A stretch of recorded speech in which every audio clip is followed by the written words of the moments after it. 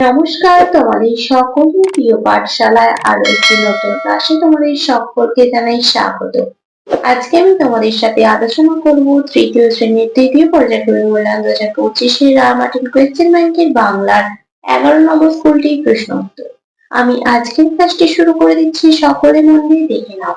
11 নম্বর স্কুলটির নাম হলো মহারানী কাশীশ্বরী বালিকা প্রাথমিক বিদ্যালয়। একই প্রশ্নটি আছে শূন্যস্থান পূরণ করো। কয়ের প্রশ্নটি বলেছি, ভূতটা ড্যাশ গাছের কাঁটায় আটকে গিয়েছিল। কোন গাছের কাঁটায় আটকে গিয়েছিল ভূতটা? বেগুন গাছের কাঁটায় আটকে গিয়েছিল ভূতটা। ঈশপের প্রভু ঈশপকে ড্যাশ নগরে পাঠিয়েছিলেন। কোন নগরে পাঠিয়েছিলেন? ডেলফি নগরে পাঠিয়েছিলেন। দেশের কোল ভরে আছে ড্যাশ ধানে। কোন ধানে? কনক ধানে। ড্যাশ রাজ্যে তোমায় পৌঁছে দেব শেষে। রূপকুমারী রাজ্যে তোমায় পৌঁছে দেব শেষে। রূপকুমারী। মেঘ ছায়ে ড্যাশ দিন এগুলো। মেঘ ছায়ে সজল বায়ে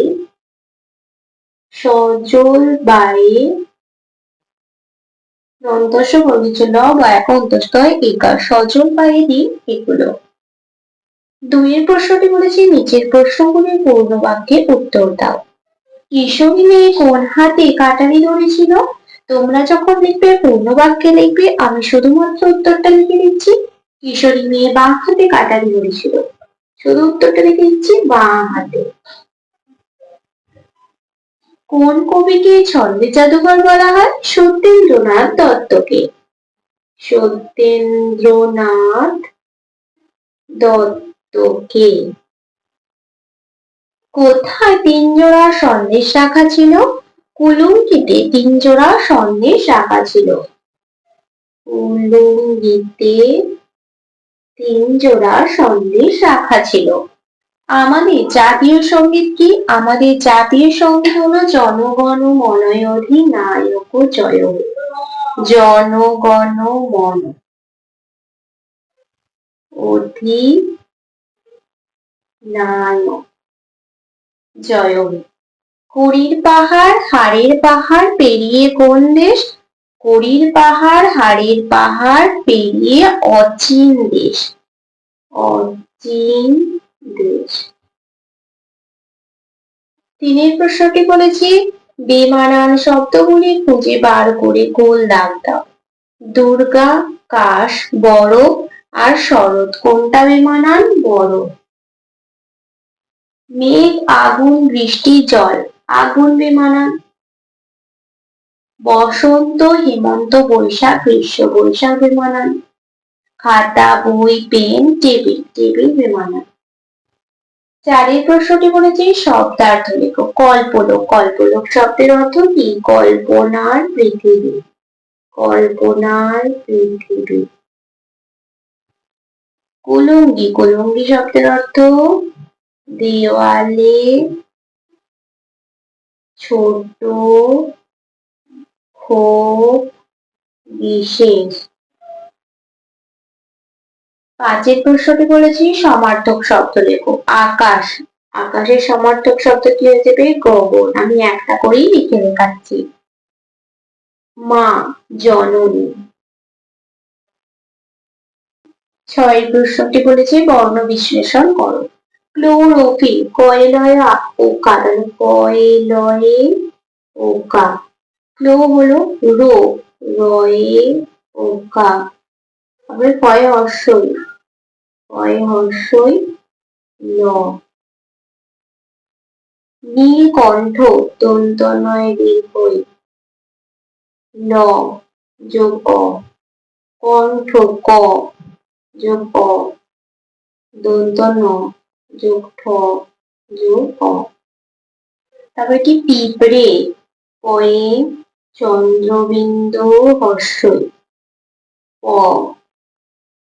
অ ঢয় শূন্য র যোগ এ। সাতের প্রশ্নটি বলেছি বিপরীত শব্দ লেখো। জ্ঞানী। জ্ঞানীর বিপরীত কি হয়ে যাবে? বোকা বা মূর্খ লিখতে হবে। উপস্থিত, অনুপস্থিত।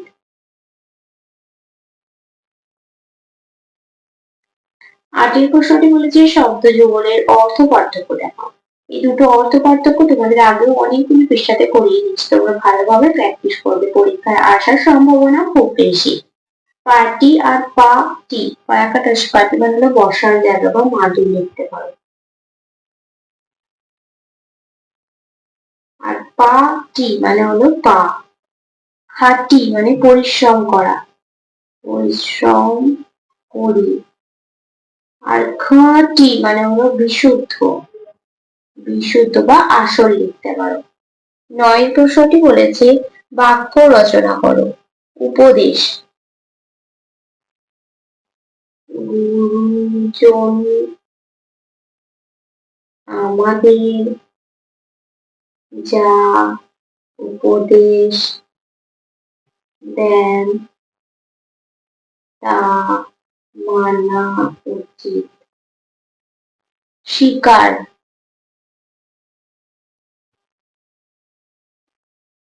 আগের দিনে রাজারা শিকার করতে যেত। মেঘ, সকাল থেকে মেঘ করে আছে। 10 প্রশ্নটি বলেছে এলোমেলো বর্ণগুলি সাজিয়ে অর্থপূর্ণ শব্দ তৈরি করো। এটার সাথে লিখতে হবে বৃষ্টি, বাদলা। এটার সাথে লিখতে হবে কাকলি, কুজন। 11 প্রশ্নটি বলেছে আগমনী কবিতাটি কবির নাম সহ প্রথম 4 লাইন লেখো। আগমনী কবিতাটি কবির নাম প্রেমেন্দ্র মিত্র। বর্ষা করে যাবো যাবো, শীত এখনো দূর, এরই মধ্যে মিটে কিন্তু হয়েছে রোদ্দুর। 12 প্রশ্নটি বলেছে নীতির প্রশ্নগুলির সংক্ষিপ্ত উত্তর দাও। দেশের মাটি কবিতায় ধানকে কনক বা সোনার সঙ্গে তুলনা করা হয়েছে কেন? দেশের মাটি কবিতায় ধানকে কনক বা সোনার সঙ্গে তুলনা করা হয়েছে কারণ ধান পাকলে তার সোনালি রঙের হয়, তাই ধানকে কনক বা সোনার সঙ্গে তুলনা করা হয়েছে। ক্ষয়ের প্রশ্নটি বলেছে পান্তা বুড়ি রাজার বাড়ি থেকে ফেরার সময় কি কি নিয়ে এলো? পান্তা বুড়ি রাজার বাড়ি থেকে ফেরার সময় কুমির, ছুরি, সুর, চিংড়ি মাছ ও বেল নিয়ে এলো। গয়ের প্রশ্নটি হচ্ছে কল্পলোকের মানুষদের বর্ণনা দাও। কল্পলোকের মানুষেরা কেউ মাটিতে হাঁটে, কেউ বা চড়ে ফানুস, কেউ ফোগলা, কারোর মুখে দাড়ি, আবার কারোর বা চোখে চশমা আটা। ঘরের প্রশ্নটি আছে আমাদের জীবনে কোন গুণগুলি জরুরি? আমাদের জীবনে দয়া, মায়া, ভালোবাসা, সততা, কৃতজ্ঞ পরোপকার, শ্রদ্ধা, ভক্তি সব সৎ গুণগুলি জরুরি। আমার প্রশ্নটি আছে ধ্বনি ও বর্ণ কাকে বলে? আমরা মুখ দিয়ে যে আওয়াজ বের করি তাকে ধ্বনি বলে। ধ্বনির লিখিত রূপকে বর্ণ বলে। পদ কাকে বলে? একটি সর্বনাম পদের উদাহরণ দাও। বাক্যের বিভক্তিযুক্ত শব্দকে পদ বলে। তিনি বই পড়েন, তিনি একটি সর্বনাম পদের উদাহরণ। 6 প্রশ্নটি আছে ক্রিয়ার কাল কয় প্রকার ও কি কি? যে কোনো এক প্রকার কালের উদাহরণ দাও। ক্রিয়ার কাল 3 প্রকার, যথা অতীতকাল, বর্তমান কাল, ভবিষ্যৎ কাল। আমি বিদ্যালয়ে যাচ্ছি, এখন যাচ্ছি, তাই এটা বর্তমান কাল। 13 প্রশ্নটি বলেছে যে কোনো একটি বিষয়ে 6টি বাক্যের রচনা লেখো। আমাদের বিদ্যালয়, আজ আমাদের বন্ধু, আর শরৎকাল। আমি যে কোনো একটি লিখে দিচ্ছি, আমাদের বিদ্যালয়ে আগেও বলে দিয়েছি তোমাদের। দেখো শরৎকালটা বলে দিচ্ছি। শরৎ বাংলার 3য় ঋতু। শরৎ আসে বর্ষার পরে, থাকে 2 মাস, ভাদ্র আশ্বিন। শরৎকালকে বলা হয় ঋতুর রানী। এই ঋতুতে প্রকৃতি হয়ে ওঠে অপরূপা। আকাশে বর্ষার কালো মেঘ আর সাদা দেখা যায় না, তার বদলে নীল আকাশের বুকে মাঝে মাঝে টুকরো টুকরো সাদা মেঘ ভেজা তুলোর মতো ভেসে বেড়ায়।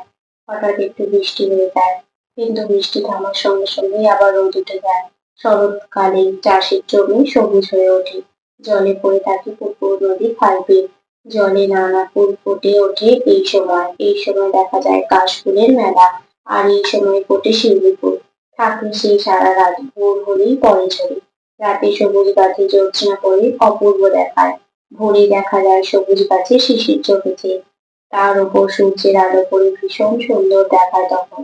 এই সময় আবহাওয়া থাকে আরামদায়ক, না গরম না ঠান্ডা। কেয়া, শেফালি, পদ্ম শরৎকালের ফুল। এই শরৎকালে হয় বাঙালির শ্রেষ্ঠ উৎসব শারদীয় দুর্গাপূজা।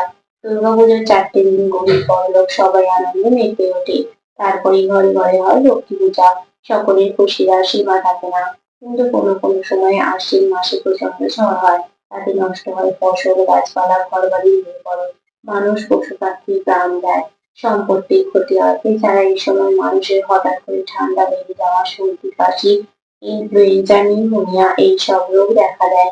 একটু সাবধান থাকলে অবশ্য এইসব সমস্যা এড়িয়ে চলা যায়।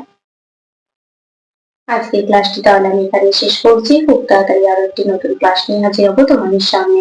যদি তোমাদের আজকের ক্লাসটি ভালো লেগে থাকে তাহলে অবশ্যই লাইক, কমেন্ট, সাবস্ক্রাইব এবং শেয়ার করতে ভুলবে না। সকলে সুস্থ থাকবে, স্বাভাবিক থাকবে। সকলকে অসংখ্য ধন্যবাদ জানাই।